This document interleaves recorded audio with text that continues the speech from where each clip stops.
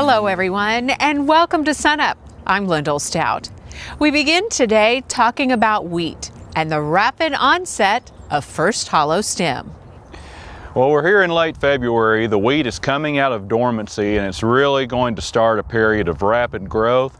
So we need top dress nitrogen out there in the soil to fuel that growth. And we're going to be approaching first hollow stem very quickly. I checked some fields at Stillwater today and I'm just starting to see evidence of first hollow stem in our early varieties. With warmer temperatures, I think we'll progress very rapidly. After last year's problems with lodging, Edwards is getting a number of questions this year about applying plant growth regulators, which can reduce stalk height in wheat. What we found in our research and the research that's out there and been published is that generally you can expect about a 1 to maybe 2 inch reduction in plant height when using a plant growth regulator on wheat. The thing about plant growth regulators is that they're not a slam dunk. They don't always improve yield. If you don't have lodging, then there's not going to be any effect. They just make the plants shorter. And there's a limit to what they can do. They will not make a variety such as Jagger with poor straw strength. They will not suddenly turn it into 2174 with excellent straw strength. So it's all relative. That will make it stand a little better, but it won't make it stand a hurricane. The other thing to remember about plant growth regulators is that typically they're best used in high yielding environments. In our research, we saw results where we were at about 100 bushels per acre. We saw a yield advantage. We had other trials where we were at 80 or 90 bushels per acre where there was no advantage to the plant growth regulator. So it's kind of hit or miss, and right now I would recommend for our producers to keep the plant growth regulators in environments where they're making 70 to 90 bushels consistently, and that's where they may have a fit. Another challenge facing all of agriculture, regardless of the commodity, is sorting out the new Farm Bill. And to help us continue to do that is our Ag Policy Specialist, Jody Campeacci. And Jody, you're really getting a lot of questions now from producers all around the state. Yes, now that the Farm Bill is passed and new commodity programs are available, producers are starting to have tons of questions about how the programs will work into their operation and the types of choices that they'll have to make. I'm sure many have heard that there'll be new choices between various commodity programs. There's some interaction with new crop insurance programs and with their traditional crop insurance programs. So what I just want to let producers know right now is it may seem a little overwhelming at first when a new Farm Bill passes, new programs come out, of course new choices, but OSU Extension will be providing a lot of information over the next few months, and right now the most important thing is just to kind of learn about the programs. Producers don't need to rush into making any decisions right now, and more information will be available to help with those decisions later on. Another item that's been in the news this week is the reauthorization of livestock disaster programs. Talk to us a little bit about that and the advice that you have for producers who may be affected. Okay, well those programs were reauthorized in the 2014 Farm Bill.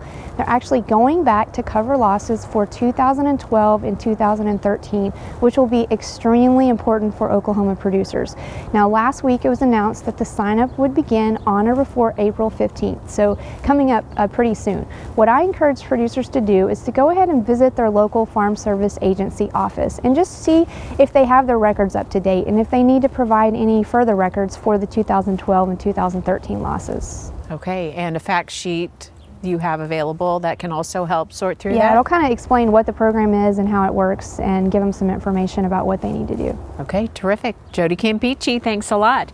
And for a link to that fact sheet and for more information on the Farm Bill, go to our website, sunup.okstate.edu.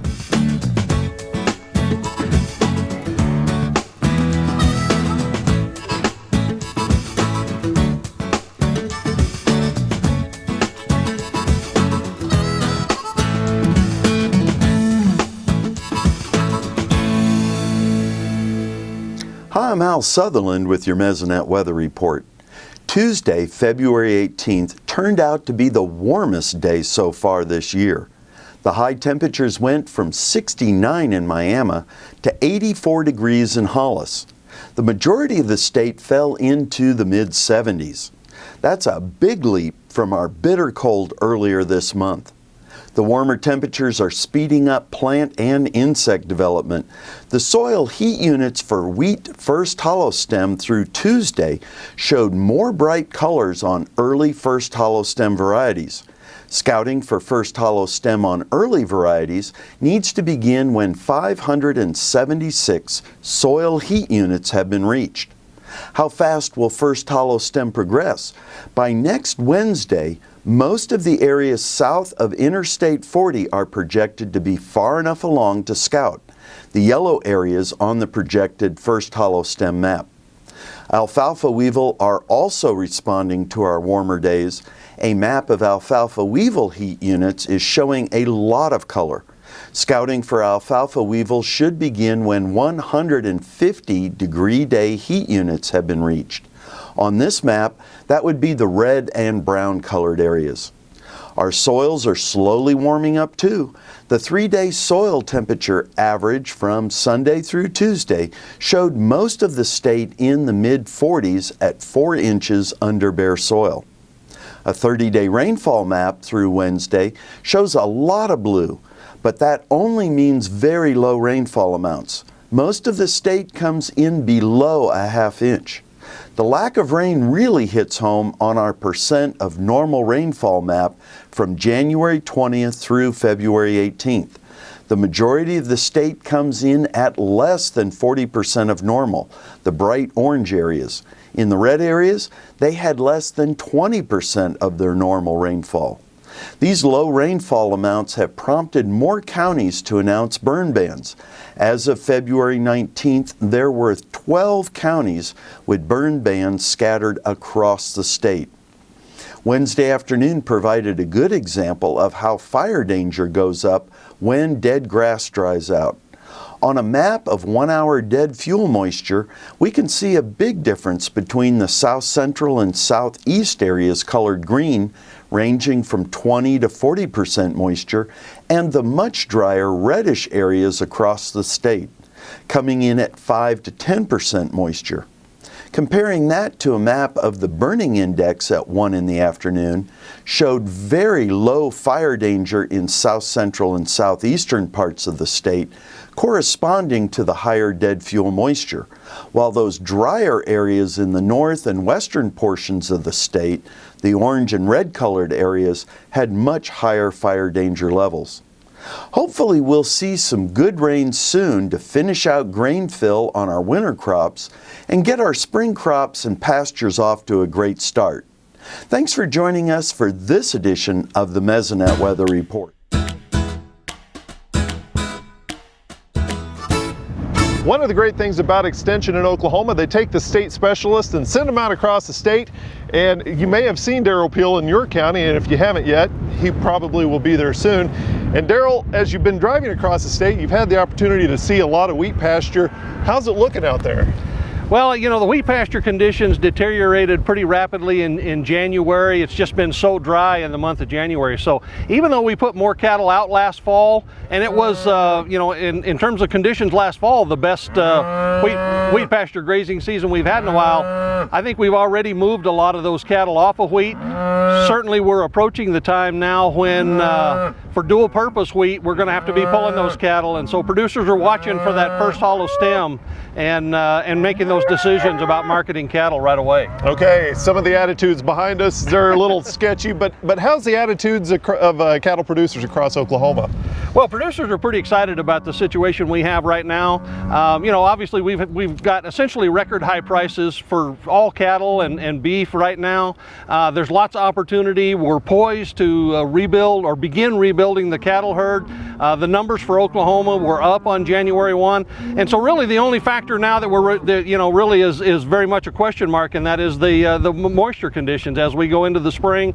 The next 90 or so days are going to be pretty critical in terms of setting up our forage conditions for the spring and summer. So actually we could be paying the price for the weather once again. Yeah, we've basically postponed our forecast of beginning herd rebuilding for the past 3 years now because of drought, and we're vulnerable to that again. Conditions were better in the last part of 2013. We've got potential to move beyond this, but on the other hand, we're still vulnerable to going back into drought conditions. Okay, quickly, what are we hearing across the country? Well, again, these markets have, recovered and bounced out of the first of the year at very high levels. Most of that was in the fed cattle and wholesale beef markets. They're settling back down to somewhat more realistic levels after spiking up to some extremely high prices briefly. Feeder cattle markets were pretty quiet for a couple of weeks through a lot of the storms and cold weather, but they're kicking off now, and again, the reality is we have relatively few numbers, and prices are high and look to go higher yet. And of course, if we do start rebuilding the herd, 2 years, right? A minimum of 2 years before we really see much change. The actual rebuilding process probably takes longer than that. I think we're probably looking at 4 to 6 years of potential expansion if weather conditions permit. Okay, thank you very much. Thanks for weathering the wind with us out here. Darryl Peel, Livestock Marketing Specialist here at Oklahoma State University.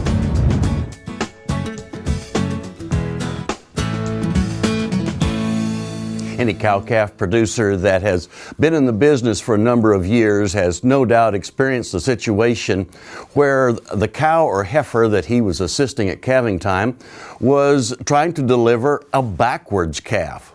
Now, we've talked about the time that it takes for a cow or a heifer to go through stage 2 of labor. But in the case of the backwards calf, I think it's really, really important that we understand not only timing, but the physiology of what's going on. We need to understand that the umbilical cord is the source of oxygen for that baby calf and his way of getting rid of carbon dioxide and some of its byproducts. If that umbilical cord is clamped off, then that baby calf really has a very short time to survive. Research that was done in Europe a number of years ago has basically boiled it down to it only takes about 4 minutes for that umbilical cord to be clamped off to cause the death of that baby calf. Therefore, as we're helping that backwards calf and we notice that the baby calf's tail showing up, we need to realize that that umbilical cord at this point in time is clamped off, and we need to deliver that calf in just a very few minutes.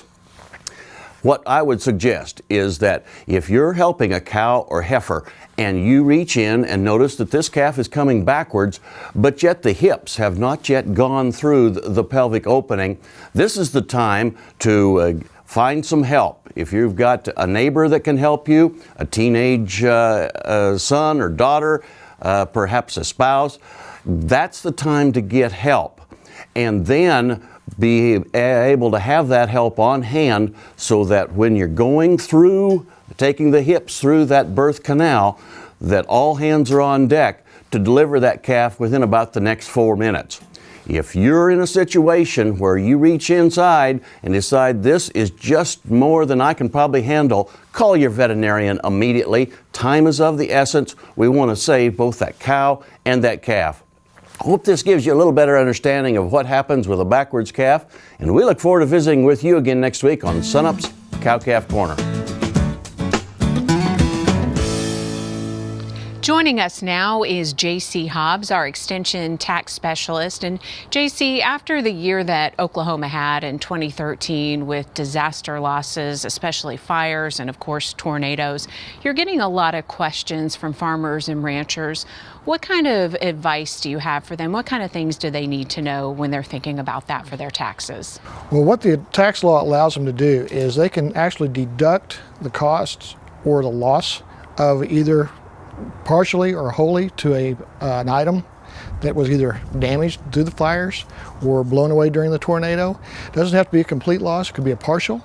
And what they are allowed to do then is create a deduction on the tax return for that loss It either can be a business loss, then it's deductible in Schedule F. If it's a personal loss, it's an itemized deduction.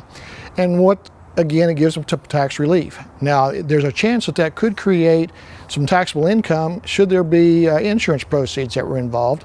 But the way the tax law reads, and since Oklahoma counties, all 77, have been presidentially declared disaster areas, they can elect to replace that property and roll that gain into replacement property that would then allow them to defer it and possibly postpone it until that property is later sold or disposed of. In terms of business deductions, there's kind of two key pieces there.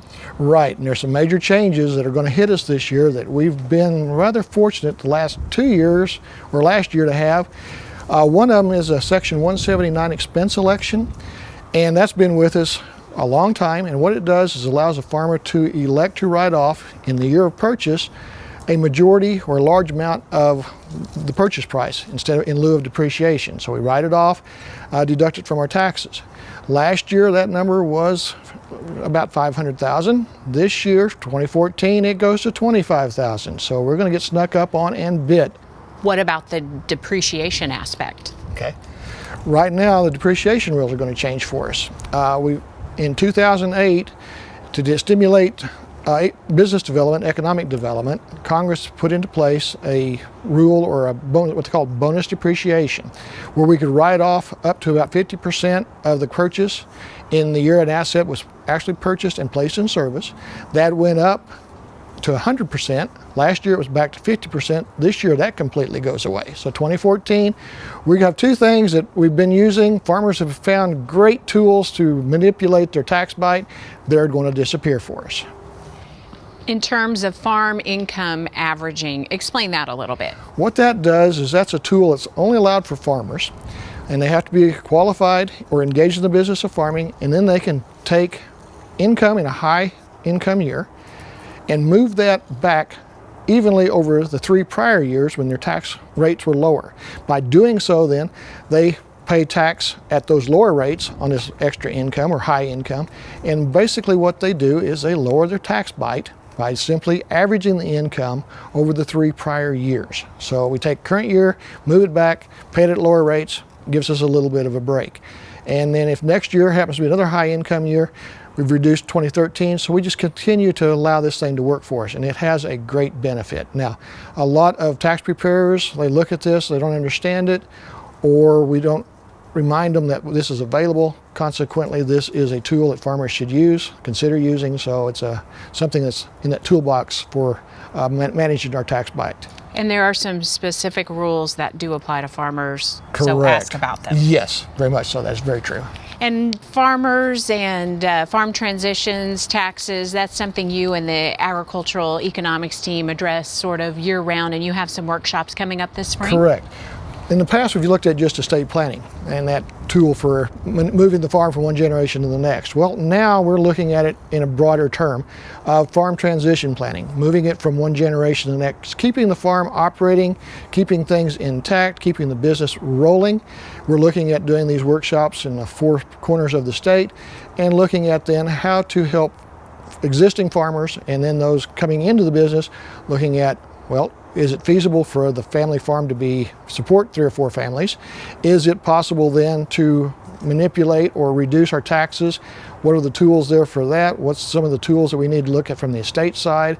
How do we set goals? How do we evaluate then, is this process working for us, or what things do we need to change to make this transition program better or process better? J.C. Hobbs, our Extension Tax Specialist. Thanks a lot. And for information on those upcoming farm transition workshops, just go to sunup.okstate.edu.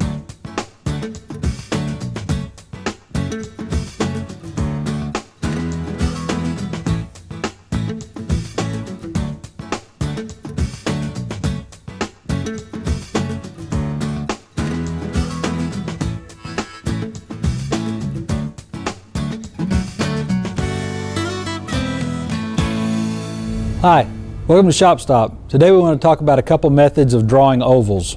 So let's say you want to make an oval to make a coffee table, or just make an oval pattern for whatever it might be, some type of craft or something that you're working on. The first thing you want to do is to draw two lines that are perpendicular to each other, and then mark your longest distance and your shortest distance between those. But then the key is how do you draw the line here? And one way to do that is with a pencil and a string, but and set a couple nails in. We have to figure out where we want to put the nails. And so what you do is you lay your compass up there and go from your center point to the outer edge, and then you go to this intersection between your vertical component and your shortest side, and that'll lay out for where you lay your nails. And then once you've put your nails in, basically you're going to take a piece of string and you're going to cut it and tie it in a loop around the nails and hook your pencil on it such that it goes around both nails and reaches all the way to the edge of the outer mark here. And then we are going to draw not very well because the string is stretching around. So that's one way to draw an oval. The other way we're going to show you is a little more accurate method, and so we'll show you on a computer animation of what that looks like. Basically, you make a jig that slides with two perpendicular slots in it, and as it pivots around, you'll have a chance to change the distance that it pivots, but then it'll also draw your oval for you. Right, and you can mount, for example, you could mount a router on the end of your stick, we'll call it, the arm that's going around. You can mount a router, you can mount anything you wanted to, a pencil, whatever it may be, to make your oval. That's it this week on Shop Stop. We'll see you next time.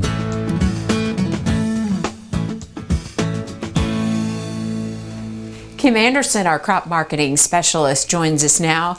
Kim, there's news that China dropped its grain policy this week. Yeah, China's always had a grain policy to maximize the production. They wanted to be self-sufficient in producing wheat, corn, and beans. They've had a dramatic increase in the meat consumption and demand in China. They are dropping that quantity grain production to a quality grain production. They're releasing land so that it can produce more valuable crops like the vegetable crops, but that means they'll be importing more wheat, corn, and beans, and I think that's positive for our exports. And speaking of positive, we saw a 70-cent price jump. Did the news from China cause any of that? Well, I didn't read any of that last week. When prices are this week, when prices were going up, and people talked about the freeze damage and the lower crop conditions of wheat. There's been underlying the drought, potential drought impact. And of course, this wind that we had this last week, that's going to suck moisture out of the ground. We've had good export demand. They've talked about fund buying. All that having a positive impact on prices. But I believe that one underlying factor is what's going on in China, because you've been reading from the analysts and in the market about potential of China canceling soybean purchase contracts, and they haven't done that. And I think that's having a positive impact on grain prices now and in the future. You're also keeping an eye on some of those new USDA numbers. Yes, USDA released some numbers on Friday. I'll just concentrate on the planted acres, like wheat, 55.5 million acres for all wheat, down from 56.2 last year. Corn at 92 million, down from 95.4 million last year. And soybeans at 79.5, up from 76.5. So I think that's positive for wheat prices, positive for corn prices, maybe negative for soybean. And finally, we always like to hear your thoughts on harvest prices. $6.25 on June the 20th. I've been there since last August. The market's finally back up. I think you can forward contract in most of the state elevators for somewhere around $6.30. Okay. Kim Anderson, crop marketing specialist here at OSU. Thank you.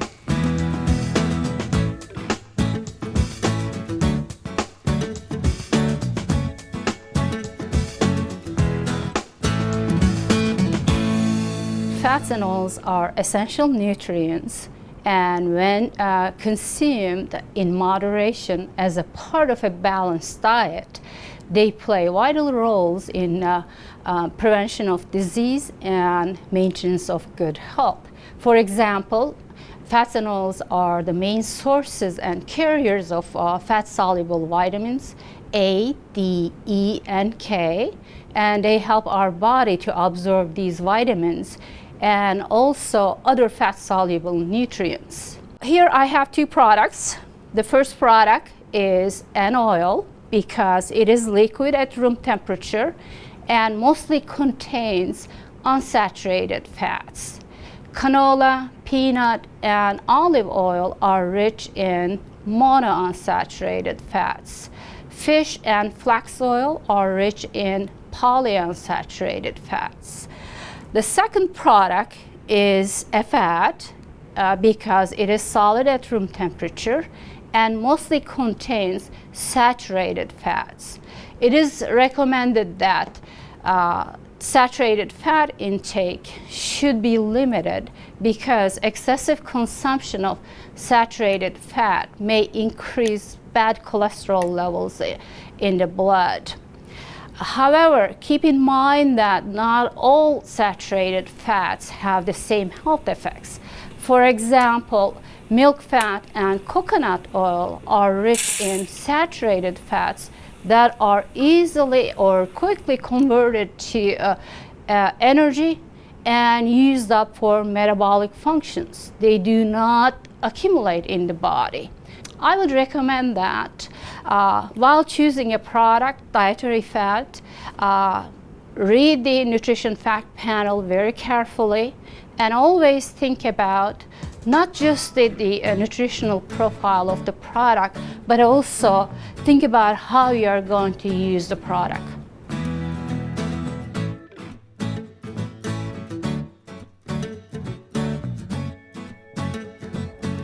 That'll do it for us this week. Before we go, though, a quick programming note that we will be off the air to make way for OETA's Spring Festival on Saturdays until March 22nd.